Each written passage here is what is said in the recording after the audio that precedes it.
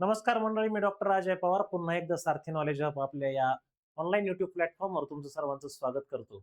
आज देखील जी काही विद्यार्थी मंडळी आहेत त्यांच्यासाठी एक विशेष योजना आणि त्याबद्दलची संपूर्ण माहिती या व्हिडिओच्या माध्यमातून आपण बघणार आहोत.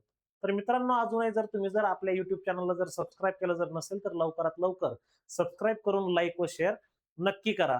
तर मित्रांनो, आजच्या या व्हिडिओमध्ये आपण बघणार आहोत महाराजा सयाजीराव गायकवाड सारथी गुणवंत मुलामुलींना परदेशात उच्च शिक्षणासाठी शिष्यवृत्ती योजना. तर मित्रांनो, प्रत्येकाचं स्वप्न असतं उच्च शिक्षण घेण्याचं आणि त्यातल्या त्यात ज्या टॉप युनिव्हर्सिटीज आहेत जगामध्ये तिथून शिक्षणाचं संधी आपल्याला मिळत असेल तर सोन्याहून पिवळं असतं. आणि प्रत्येक आई वडिलांची देखील या ठिकाणी इच्छा असते की आपल्या मुला मुलींना अशा इन्स्टिट्यूटमध्ये नंबर लागावा आणि तिथून त्याचं उच्च शिक्षण पूर्ण व्हावं. तर मित्रांनो, ही जी तुमची जी इच्छा आहे ती केवळ आर्थिक कारणांमुळे मागे पडू नये म्हणून महाराष्ट्र शासनाने काही योजना सुरू केलेल्या आहेत. त्यापैकीच एक ही योजना आहे महाराजा सयाजीराव गायकवाड सारथी गुणवंत मुला मुलींना परदेशात उच्च शिक्षणासाठी शिष्यवृत्ती योजना. तर मित्रांनो, या योजनेसाठी नेमकी पात्रता काय आहे, त्याचे निकष काय आहेत, त्यासाठी लागणारी कागदपत्र कोणती आणि आपण कशा प्रकारे ही शिष्यवृत्ती मिळवू शकतो याबद्दलची इत्यंभूत माहिती आपण आजच्या या व्हिडिओच्या माध्यमातून बघणार आहोत. तर व्हिडिओ शेवटपर्यंत नक्की पहा. तर मित्रांनो, या ठिकाणी त्यांनी ज्या जागा दिलेल्या आहेत त्या आहेत 75 जागांसाठी ही शिष्यवृत्ती आहे आणि त्याच्यासाठी तुम्हाला अर्ज करायचा आहे सारथी संस्थेकडे. आणि तो कशा पद्धतीने करायचा हे आपण पुढे देखील बघणार आहोत. तर याच्यामध्ये पदव्युत्तर पदविका आणि पीएचडी अशा शिक्षणासाठी तुम्हाला ही शिष्यवृत्ती मिळत असते. त्यामध्ये अभियांत्रिकीचा विचार केला तर पदव्युत्तर पदवीसाठी सुरुवातीला विचार केला आपण, अभियांत्रिकीसाठी 20 आणि पीएचडी साठी 5, वास्तुकला या ठिकाणी 4 आणि पीएचडी साठी 2, व्यवस्थापन असेल विज्ञान शाखेसाठी 10 आणि 5 आहे, वाणिज्य आणि अर्थशास्त्र असेल तर तुम्हाला पदव्युत्तर पदवी आणि पदविकेसाठी 4 आणि पीएचडी साठी 5 जागा आहेत. कला क्षेत्रासाठी देखील 4 आणि 5 चा कोटा आहे. विधी अभ्यासक्रमासाठी 4 आणि 1 चा कोटा, औषध निर्माण शास्त्र 2 आणि 1 आणि विधी अभ्यासक्रमासाठी पदव्युत्तर पदवी पदविकेसाठी 4 आणि पीएचडी साठी 1. म्हणजे काय तर पदव्युत्तर पदवीसाठी एकूण 50 जागा आहे आणि पीएचडी साठी 25, म्हणजे अशा एकूण 75 जागांसाठी ही शिष्यवृत्ती आहे. म्हणजे 75 विद्यार्थ्यांना दरवर्षी ही शिष्यवृत्ती दिल्या जाते. तर मित्रांनो, आता या सर्वसाधारण अटी शर्ती ह्याच आहेत की तो महाराष्ट्राचा नागरिक असावा, तो कुणबी मराठा, मराठा कुणबी किंवा कुणबी या जातीपैकी तो त्याच्याकडे त्याचं कास्ट सर्टिफिकेट असणं गरजेचं आहे. त्यानंतर क्यूएस वर्ल्ड रँकिंग मध्ये 200च्या आत रँकिंग असलेल्या शैक्षणिक संस्था विद्यापीठामध्ये गुणवत्तेनुसार प्रवेश मिळालेला असावा. 26-27 मध्ये प्रवेश घेतलेल्या व प्रवेश घेण्यास इच्छुक असलेल्या उमेदवारांच्या परदेशातील शैक्षणिक संस्थेचे अद्यावत क्यूएस रँकिंग 200च्या आत असणे बंधनकारक आहे. म्हणजे ज्या वर्ल्ड टॉप ज्या 200 युनिव्हर्सिटी आणि इन्स्टिट्यूट आहे त्या ठिकाणी तुमचं ऍडमिशन या ठिकाणी 26-27 या वर्षामध्ये असणं गरजेचं आहे. 26-27 मध्ये म्हणजे एप्रिल 2026 पासून ते आतापर्यंत तुम्ही ऍडमिशन घेतलेलं असावं किंवा मार्च 2027 पर्यंत तुमचं ऍडमिशन होणार असेल किंवा तुम्ही त्या ठिकाणी ऍडमिशन घेणार असाल तर असे विद्यार्थी इथं पात्र आहेत. आणि त्या इन्स्टिट्यूटची रँकिंग क्यूएस रँकिंग जी आहे ती 200च्या आत असणं आवश्यक आहे. विद्यार्थ्याने पदव्युत्तर किंवा पीएचडी अभ्यासक्रमासाठी अर्ज करताना यापूर्वी इतर कोणत्याही राज्य शासनाची शिष्यवृत्ती घेतलेली नसावी.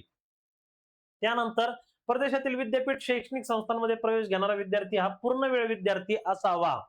म्हणजे पार्ट टाइम त्याची पीएचडी वगैरे नसावी. कारण अनेक जण जॉब करून आपलं शिक्षण घेत असतात तर त्यांची जे ऍडमिशन असतात ते पार्ट टाइम असतात. तुमचं जे ऍडमिशन आहे ते फुल टाइम असणं आवश्यक आहे. त्यानंतर एक्झिक्युटिव्ह पदव्युत्तर पदवी किंवा एक्झिक्युटिव्ह पदव्युत्तर पदविका व अर्धवेळ अभ्यासक्रमास प्रवेशित विद्यार्थी या योजनेस पात्र असणार नाहीत, जे मी तुम्हाला आता सांगितलं ते.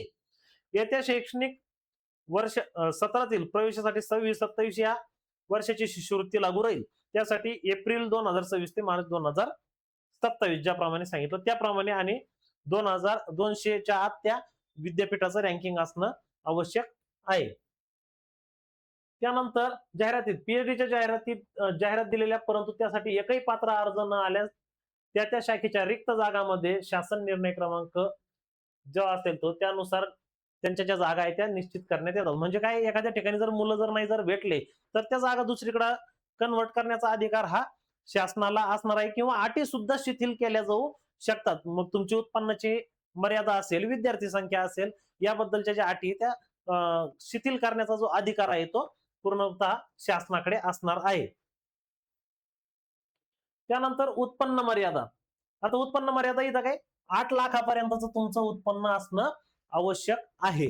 तर 8 लाखाच्या आत ते उत्पन्न पाहिजे आणि तहसीलचं उत्पन्न प्रमाणपत्र ITR हे तुम्हाला त्या ठिकाणी लागणार आहे. त्यानंतर शैक्षणिक अर्हता काय, की पदव्युत्तर पदवी किंवा पदव्युत्तर पदविका अभ्यासक्रमासाठी प्रवेश घेतलेल्या विद्यार्थ्यांनी मान्यताप्राप्त विद्यापीठातून किमान 55% गुण तुम्हाला इथं मिळणं आवश्यक आहे. म्हणजे काय, की B+ तुम्हाला ग्रेड असणं आवश्यक आहे, तरच तुम्ही हा अर्ज भरण्यासाठी पात्र ठरतात. त्यानंतर अभ्यासक्रमाचा कालावधी किती, PhD साठी 4 वर्ष किंवा प्रत्यक्ष अभ्यासक्रमाचा कालावधी यापेक्षा जो कमी असेल, म्हणजे जास्तीत जास्त तुम्हाला PhD ला 4 वर्ष भेटेल. पदव्युत्तर पदवीसाठी जास्तीत जास्त तुम्हाला 2 वर्ष भेटणार आणि पदव्युत्तर पदविकेसाठी जास्तीत जास्त 1 वर्ष ही फेलोशिप तुम्हाला मिळणार आहे. त्यानंतर आता आवश्यक कागदपत्रे, सगळ्यात महत्वाचा मुद्दा. इथं काय, तुमचा अर्ज तर तुम्हाला असणं आवश्यक आहे तुमचा. त्याच्यानंतर तुमचा उत्पन्नाचा दाखला व ITR पाहिजे तुम्हाला, आणि किंवा मग फॉर्म नंबर 16 तहसीलचं उत्पन्न प्रमाणपत्र असणं गरजेचं आहे. पदव्युत्तर पदवी परीक्षा उत्तीर्ण झाल्याचे पुरावे म्हणजे काय, 10वी 12वी तुमचं पदवी पदव्युत्तर काय त्याचे जे गुणपत्रिका, बोर्ड सर्टिफिकेट वगैरे जे लागतील ते तुमच्याकडे असणं आवश्यक आहे. त्याच्यानंतर परदेशातील क्यूएस वर्ल्ड रँकिंग 200च्या आत असलेल्या शैक्षणिक संस्थांमध्ये प्रवेश मिळाल्याबाबतचे ऑफर लेटर तुम्हाला त्या ठिकाणी जोडायचं आहे. ज्या विद्यापीठात प्रवेश मिळाला त्याची सविस्तर माहिती पत्रकाची प्रत, प्रॉस्पेक्ट तुम्हाला तिथं लावायचंय. पदव्युत्तर अभ्यासक्रमासाठी आणि PhD अभ्यासक्रमासाठी अद्ययावत क्यूएस वर्ल्ड रँकिंगची जागतिक क्रमवारी ती तुम्ही ऑनलाईन काढून घ्या किंवा सारथीच्या वेबसाईटवर सुद्धा तुम्हाला ती मिळून जाईल. वेळोवेळी सारथी संस्थेने ठरवून दिलेले बंधपत्र, विविध दाखले आणि तसेच अन्य कागदपत्रे तुम्हाला या ठिकाणी त्याच्यासोबत जोडणे जे आहे ते बंधनकारक राहणार आहे. त्याबद्दलच्या सूचना सारथी तुम्हाला प्रवेशाच्या वेळी देत जाईल. आता अर्ज करण्यासाठी अनिवार्य अटी काय, म्हणजे नोकरीमध्ये असलेल्या उमेदवारांनी, तो जर नोकरी करतोय तर त्या यंत्रणेचं ना हरकत प्रमाणपत्र तुम्हाला दाखल करायचं आहे. पात्र विद्यार्थ्यांनी निवडीनंतर नॉन ज्युडिशियल स्टॅम्प पेपर व पब्लिक नोटरी समोर विहित नमुन्यातील प्रतिज्ञापत्र देणं बंधनकारक असणार आहे. पात्र विद्यार्थ्याने निवडीनंतर 2 जामीनदार देणे बंधनकारक असेल. त्या प्रत्येक जामीनदाराने स्वतंत्र बॉन्ड करून देणं आवश्यक असणार आहे. अर्ज करणाऱ्या विद्यार्थ्याचे स्वास्थ्य चांगले असले पाहिजे, त्याकरता त्याने नोंदणीकृत वैद्यकीय अधिकाऱ्याने दिलेले प्रमाणपत्र, फिटनेस सर्टिफिकेट तुम्हाला जोडायचंय. विद्यार्थी शिक्षणासाठी आवश्यक असलेल्या कालावधी किंवा शिक्षण त्यापूर्वी पूर्ण झाल्यास तो कालावधी, जो कालावधी लागेल या दोघांपैकी जो कमी आहे त्या कालावधी पुरतेच राहण्याचे बंधपत्र राज्य शासनास तसेच परदेशातील भारतीय दूतावासास लिहून द्यावे लागेल. या कालावधीत जास्त कालावधी करता परदेशात राहण्यास विद्यार्थ्याला परवानगी मिळणार नाही. जरी राहायचं जर असेल तर ते तुम्ही स्वखर्चानं राहायचंय, त्यासाठी तुम्हाला शासकीय मदत मिळणार नाही. विद्यार्थ्यास सारथीने विहित करून दिलेल्या नमुन्यात रेकॉर्ड रिलीज कन्सेंट फॉर्म हा बंधपत्राच्या स्वरूपात द्यावा लागेल. विद्यार्थ्यास परदेशामध्ये प्रवेश मिळवण्यासाठी क्यूएस वर्ल्ड रँकिंग 200च्या आतील अद्ययावत जागतिक क्रमवारीत असलेल्या विद्यापीठ शिक्षण संस्थांमध्ये प्रवेशासाठी स्वतः प्रयत्न करावा लागेल. त्यासाठी आवश्यक त्या सर्व पात्रता परीक्षा देणे बंधनकारक असणार आहे. ज्या विद्यार्थ्यांना परदेशी शैक्षणिक संस्थांकडून अनकंडिशनल ऑफिस लेटर मिळालेले असेल त्यांनाच ही शिष्यवृत्ती अनुज्ञेय राहील. यासाठी कंडिशनल ऑफिस लेटर गृहीत धरले जाणार नाही, याची सगळ्यांनी आपण नोंद घ्यायची आहे. त्यानंतर काय, विहित उमेदवाराच्या पती पत्नी व मुले यांना परदेशात सोबत घेऊन जाण्यासाठी कोणत्याही प्रकारचे सहाय्य दिले जाणार नाहीये. तुम्ही शिष्यवृत्ती ही तुम्हाला आहे, तुमच्या फॅमिलीला नाही. त्यासाठी पासपोर्ट मिळवणे, व्हिसा मिळवणे, आर्थिक तरतूद, परदेशातील निवास व दैनंदिन खर्चाची व्यवस्था करणे ही उमेदवाराची वैयक्तिक जबाबदारी राहणार. तुम्ही सगळं गाव घेऊन जाशाल त्याच्यासाठी तुम्हाला शासन अनुदान देणार नाही. तुमच्या पुरतं तुम्ही बघायचं. नोकरी करणाऱ्या उमेदवारांनी सर्व प्रशासकीय बाबी, उदाहरणार्थ रजा, वेतन आणि इतर सेवेच्या बाबी या स्वतः प्रत्यक्षपणे निराकरित करायच्या आहेत. याबाबत कोणत्याही प्रकारची सवलत शासनाकडून मिळणार नाही. तर या अशा एक साधारण अटी आहेत, त्या तुम्हाला परिपत्रकामध्ये दिसून येईलच. पासपोर्ट व्हिसा मिळवण्याची जबाबदारी उमेदवार व विद्यार्थ्याची असेल. उमेदवारास विद्यार्थ्यांना केवळ ज्या शैक्षणिक संस्थेमध्ये ज्या अभ्यासक्रमासाठी प्रवेश मिळालेला आहे, शिष्यवृत्ती मिळालेली आहे, त्याच कारणासाठी व्हिसा घेणे बंधनकारक असेल. त्यानंतर आता या योजनेचं स्वरूप नेमकं काय, की शासन दरवर्षी या ज्या जागा आहेत त्याच्यासाठी वेगवेगळा निधी वितरित करत असतं. त्याच्यामुळे नेमकी तुम्हाला रक्कम किती मिळेल ही दरवर्षी त्यानुसार ठरत असते. अशी एक फिक्स रक्कम नाही, परंतु जर तुम्ही विदेशात शिक्षण जर घेतायत तर ती मोठ्या प्रमाणात शिष्यवृत्ती तुम्हाला मिळणार आहे, किंवा तुमची ट्युशन फी, तुमचा राहण्याचा जेवणाचा खर्च निघेल एवढी सगळी फी, म्हणजे एवढी शिष्यवृत्ती जी आहे ती तुम्हाला या माध्यमातून मिळणार आहे. त्याच्यानंतर खोटी जर माहिती जर तुम्ही जर सादर जर केली तर तुम्हाला पुढील शिक्षणासाठी अटकाव आणि त्याच्याकडून झालेल्या खर्चाची 15% चक्रवाढ व्याजाने वसूल करण्यात येतील. त्यानंतर हे जे कोर्स आहेत यामध्ये जे कोर्स दिसत आहेत त्याला तुम्ही ऍडमिशन घेऊ शकता. Mechanical, electric, chemical, computer, production असे भरपूर सारे कोर्स आहेत. तर याच्यामध्ये तुम्ही जे आहे पदव्युत्तर, पदवी, पदविका किंवा पीएचडी करू शकतात.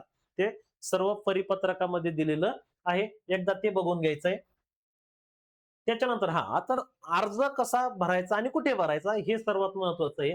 तर या योजनेच्या ज्या अटी, शर्ती, पात्रता, वयोमर्यादा, लाभ, निवड काय जे असेल, सुधारित वेळापत्रक, याच्यासाठी तुम्ही जे ती सारथी.महाराष्ट्र.gov.in ही जी वेबसाईट आहे सारथी संस्थेची, हिच्यावर कायम भेट द्यायची. ते काय तुम्हाला वैयक्तिक कॉल करत बसणार नाही.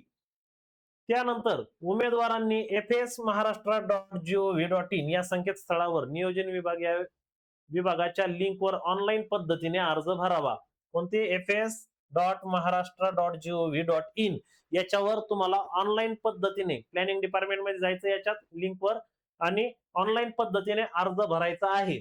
व ऑनलाईन भरलेल्या अर्जाची मूळ प्रत, सगळे प्रमाणपत्र, त्याच्या साक्षांकित प्रती पडताळणीसाठी आवश्यक त्या कागदपत्रांसह 30/6/2026 म्हणजे 30 जून पर्यंत सायंकाळी 6:15 वाजेपर्यंत सारथी सामाजिक न्याय विभाग, कक्ष 407, मुख्यालय इमारत, गोपाळ गणेश आगरकर रोड, पुणे इथं आहे सारथी संस्थेचं ऑफिस.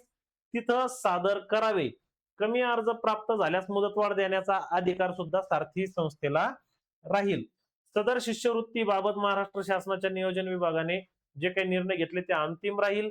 जाहिरातीमधील अटी शर्तींमध्ये शिथिलता आणायची, अजून नियम कडक करायचे, हे सगळे जे अधिकार जे आहेत ते संस्थेने राखून ठेवलेले आहेत. त्याच्यानंतर ऑनलाईन अर्ज तुम्हाला भरावाच लागणार आहे. जर ऑफलाईन पद्धतीने तुम्ही जर अर्ज जर केला तर तो ग्राह्य धरला जाणार नाही. आणि केवळ ऑनलाईन भरूनही चालणार नाही, तर त्याची जी मूळ प्रत आणि आवश्यक जी कागदपत्र आहेत ती सर्व जोडून तुम्हाला सारथी संस्थेला 30/6/2026 पर्यंत जमा देखील करायची आहेत. अर्जाची सुरुवात 16 तारखेपासून झालेली आहे. 30 तारखेच्या आत सर्वांनी हे अर्ज भरायचे आहेत.